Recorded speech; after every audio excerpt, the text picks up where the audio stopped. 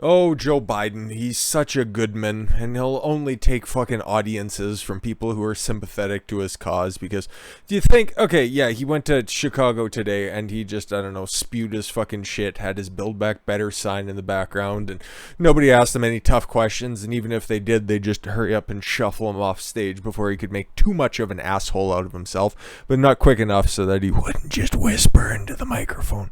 It's still creepy even weeks later. But he would never go out into he'd never go down to Little Rock. He would never, ever go down to anywhere in Alabama. You wouldn't catch this motherfucker dead in any of these deep red states, in any of these deep red cities, even though he should, because what was one of his many campaign slogans, at least the ones that he recited often enough to try to commit to memory. I'm campaigning as a Democrat, but I'm going to be running as a president for all Americans, man. Well, you're really fucking living up to what everybody actually expected from you, to be completely honest. Nobody thought that you'd fucking follow through on that. You were just going to go ahead and, fucking preach to the choir, okay? Already talked to the converted, because addressing any of the tough issues out there and trying to get to the root of any problem, that's not your style. And that's really not the style of most Republicans out there as well, and a whole host of Democrats as well. And really, if we're being completely honest, how many elected officials really want to address the root issues, okay? It's much easier to campaign and push the issues that you're trying to solve than actually trying to solve the problems, because eventually you're going to run out of problems to solve if you go out there and you start addressing the root issues. Therefore, less government. That's why Democrats are always going to have something to run on, because at the end of the day, they want the bigger government. They want more funding for government, because government central planning is what they're trying to sell. And then whatever the party is on the right, depends on where you're at. If it's a conservative party, if it's a reform party, if it's the fucking Republicans themselves, they ostensibly try to give you some sort of a smaller government, more freedom-based initiative, which, if you take that all the way to the end, is always going to be less government. Something that I like. Something that if it's explained to people and if they want to receive that message, it's probably a little bit more agreeable, because at the end of the day, most people just want to be left alone. There are some segments of the population that want to tell other people what they want to do. Joe Biden right there, he's made a career out of it. But it's just not tenable.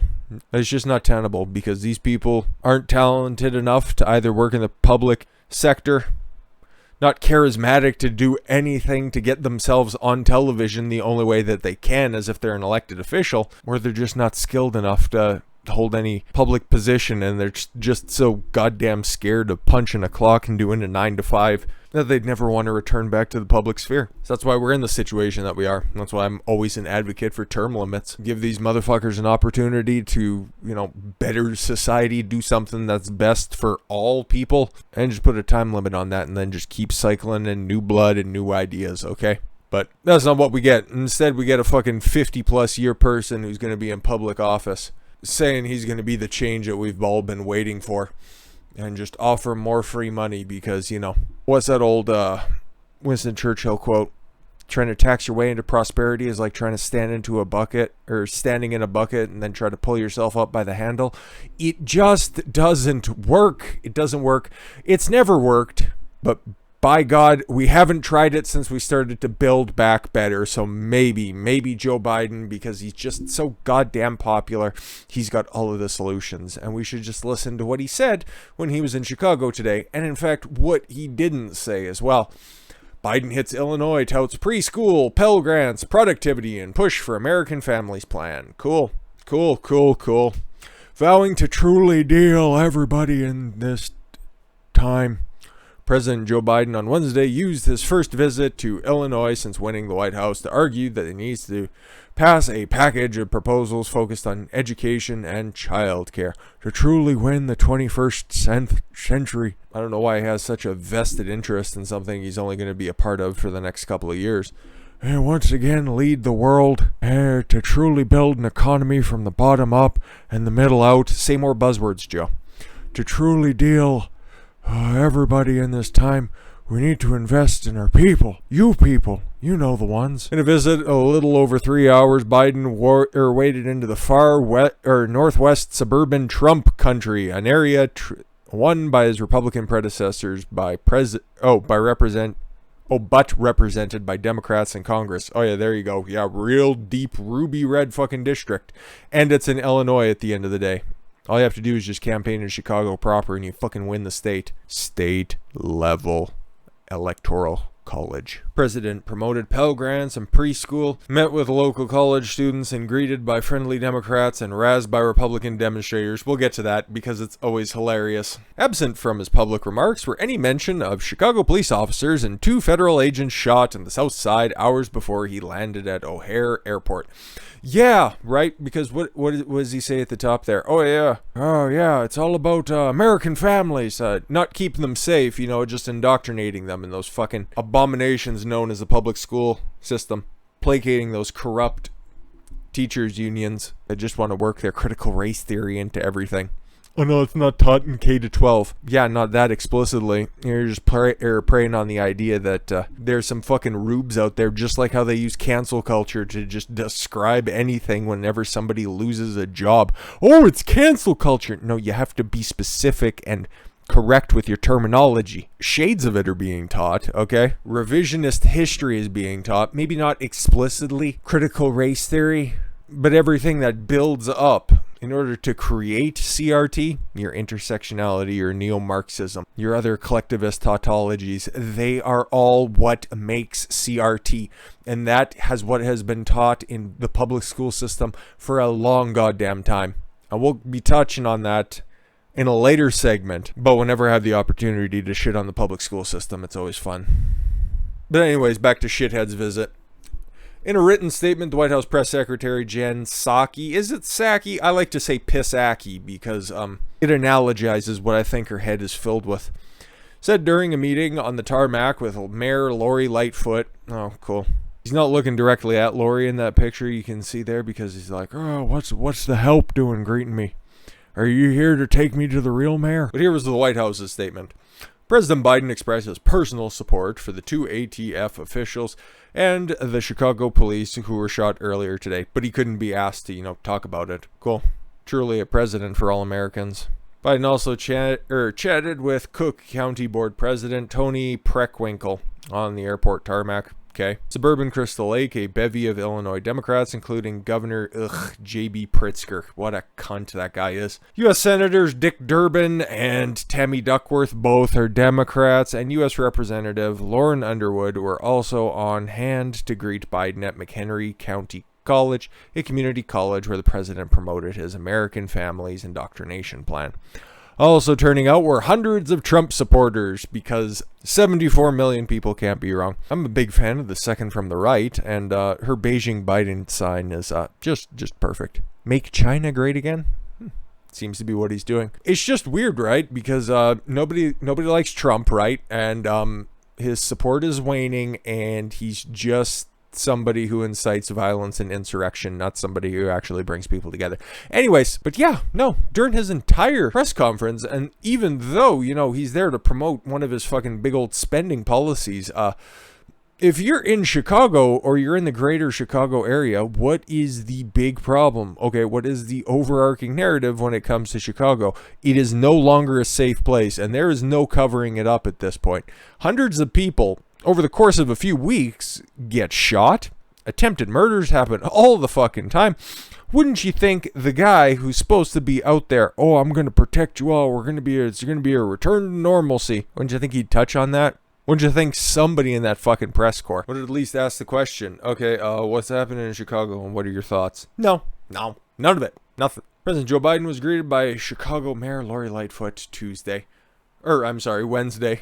Days, When he arrived for his speaking appointment at Illinois Community College, the city's rampant gun violence, however, was not on the public agenda when Biden instead choosing to talk about human infrastructure, which isn't a thing, and his American Families Plan. AP reported the president set out Chicago suburbs to bolster support for his bipartisan infrastructure deal and a broader package he expects to be passed with only Democratic votes. Yes, because it's purely bipartisan. We've already been over that a bunch of times. In his first visit to Illinois since winning the White House, Biden's theme of family happiness and light was designed to resonate with suburban parents, college graduates, and the working poor. Sure, buddy. There's a lot of work ahead of us to finish the job, but we're gonna get it done, Biden said in a 31-minute address.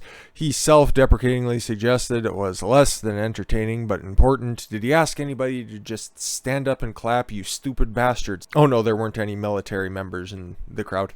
We're gonna reimagine what our economy and our future could be. Yes, because you have different metrics to measure how successful the economy is going to be, because everybody can see your tax plan and your economic plans aren't going to create any new jobs. They're just going to put people on the government tit, and it's just going to tax everybody. Even though you said, oh, people under $400,000 aren't going to get taxed, even though we're going to get rid of the Trump era tax cuts, you fucking dolt. But it's funny, right? This was all supposed to be in support of like working class families, the middle class, but Democrats don't care about those people. No. They're just their little pets. They go ahead and they throw them out there. Oh, you remember the Democrat Party? Yeah, it used to be the party that was all about the working class. It used to be about, the party of the everyday man. That hasn't been the case forever. At least not in my lifetime. It's been the party of big business. And they still continue to trot out this old fucking dead narrative. But looks like at least some people are starting to pick up on this line of crap. Because North Dakota sues Biden administration over suspension of oil and gas lease sales. Yeah, the actual working class that's out there, people who are working, Biden and all of his green policies that isn't the Green New Deal. No, I don't support that. I just use all of its talking points to form my new economic policies because I'm a real smart guy. I can just go ahead and placate both sides of the Democratic divide by putting in all of their lunatic policies and just calling it something different, and then the media will just run with it. Oh, see, he's not a part of that crazy Green New Deal. He just has all the policies that are in there. North Dakota on July 8th sued President Biden's administration over the cancellation of a planned auction of oil and gas leases under the Mineral Leasing Act. Lease sales must be held at least once a quarter in each state where eligible lands are available, but the lease sale scheduled for March was canceled, and a regularly scheduled sale pegged for June was not held. North Dakota officials said in the lawsuit filed in federal court that the illegal cancellations appeared to be a response to Biden's executive order that directed the Secretary of the Interior to pause new oil and gas leases, provided doing so was inconsistent with the law. Well, to be fair, Biden did tell everybody that this is what he was going to do. And idiots in metropolitan cities thought, oh, well, I'm not one of those people that wear coveralls and gets dirty for a living. In fact, I write for some fucking rag online, and that's what rednecks do for a living, so it's not going to affect me. So I'm just going to go ahead and pull the lever for the creepy old guy because he has diversity on the ticket. What does that end up getting you? Well, fucking gas prices through the roof. But all these people are just on the fucking government tit still by just taking public transit all the time. And just clapping because everything has to do with climate change now, because that's now one of the new talking points that's out there. Biden calls for an end to tax breaks for oil companies as gas prices continue to rise, because he doesn't get it. He doesn't fucking get it. Gas prices continue to go up. Oh yeah, we need to tax them more so they can pay their fair share. What does that mean, Joe? Fair share. Okay, we're not going to get a clear answer out of you. Joe Biden's a really good job creator, except it's in different countries, and it's not in the United States. Biden on July 7th reiterated his calls to end tax breaks for fossil fuel companies, a policy proposal that would remove incentives for U.S. oil firms to boost production at a time when gas prices in the United States have soared to 7-year highs and are projected to continue their skyward climb all across the summer. Speaking at McHenry County College in Crystal Lake, Illinois, near Chicago, Biden said, if we end tax breaks for fossil fuels and make polluters pay to clean up the messes they've made, we would raise $90 billion. What are you talking about? What are you talking about? Does he think that every company out there is polluting at the same scale as when BP released all of that fucking busted crude oil into the Gulf of Mexico? What was that, in like the early teens? Does he think that that happens on the regular? None of these companies set out with the expressed consent that they're going to be a pollution generator. Most of these sites are clean, okay? I've spent time at a lot of disposal facilities. I've spent time on a bunch of leases. I've been in these places. They are thoroughly fucking regulated, okay? And these aren't just specifically Canadian corporations. These are multinational companies that have the exact same policies fucking everywhere. But he's not talking to me because I know these things. He's talking to these low IQ people that still think that the fucking smog producing factories from the fucking 1600s are still a thing. Everybody still shovels coal into furnaces and sends children down wearing fucking scrub brushes to clean out chimney stacks. But yeah, no, what is this gonna do? Well, the only thing it's going to do is remove jobs from working class people, okay? Taking jobs away from North Dakotans, South Dakotans, anywhere that would have benefited from the Keystone XL pipeline completion. Anybody who would have benefited from lease development, which is now out of bounds, which creates a whole host of jobs. And you know who he's placating by doing this? You know who. His biggest supporters. Hollywood. The elites. The people who don't fucking understand this stuff. The adult pretenders of the world. Fucking Hanoi Jane Fonda, for Christ's sakes, wheels her withered old ass out there to fucking stump for these fucking old idiots. Because guess what? They don't care about you. They really don't care about you.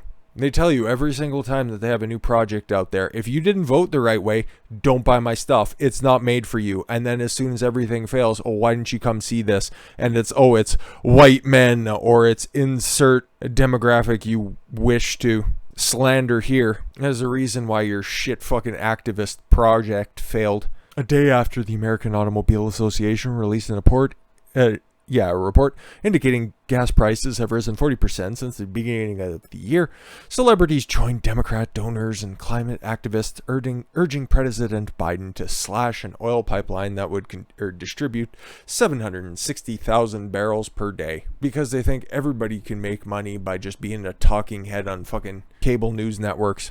Over 200 celebrities and Democratic donors, why are you being redundant unless you have a word count to meet, signed a letter to the president Wednesday, which was first obtained by NBC News. The letter addressed the Enbridge Line 3 pipeline, which was greenlit during a Trump administration to carry oil from Western Canada to Wisconsin. Your presidency is the watershed in human history, the last chance to turn the tide before climate disruption. That's a new one. Spiraled out of control, the signers wrote. We worked hard for your election in part because you embraced the challenge as a defining strength of your candidacy. And we are encouraged and grateful that you clearly signaled your resolve by rejecting the Keystone XL pipeline on day one. The climate test for the Keystone XL decision was clear and compelling, and we ask you now to apply it to the Enbridge Line 3 pipeline. This is a group of people he's placating. Katy Perry, Sarah Silverman, Amy Schumer, Bon Iver, Ed Helms, Jane Fonda, Rosanna Arquette, Leonardo DiCaprio, Mark Ruffalo. The people who, if you scroll through any of their social media posts or you take a look at any of the interviews that they're out there doing, even though he's long in the fucking rearview mirror at this point, they're still spouting their fucking TDS rhetoric because it never leaves the back of their mind. They hate you. For 4 years, they had the opportunity to shit on you. And now they want to continue to reign on high because they think that all of their propaganda worked somehow. These are all of these petty drama nerds who, at the end of the day, were stuffed in the lockers by the people that they think out there voted for evil, scary orange man, and they just want to find a way to get back at them because they're not smart enough to rebut them on their points. They just want to take the propaganda wholesale and just run on that message. And because they were some of the biggest contributors to the Biden campaign, that and Wall Street as well, never forget. I'd imagine they'll get their wish. They'll get their wish. But it always strikes me as odd until you really started to think about it. It's like, okay, why does Hollywood, even in its current state, okay, why do they overwhelmingly support Democrats? Well, just take a look at where a lot of that fucking stimulus money went. Went to bailing out the cinemas. Went to bailing out the studios. They all took advantage of the PPP. And all of those ads that were out there to, oh, wear your mask, or, oh, get the jab. Didn't they have a suspicious amount of celebrities in them? Yeah, makes a whole hell of a lot of sense now, doesn't it? But let's talk about some weird legal stuff that happened today, because there's a whole host of it. And one is one of the stranger stories I've seen in a while, so let's get on with that now, shall we?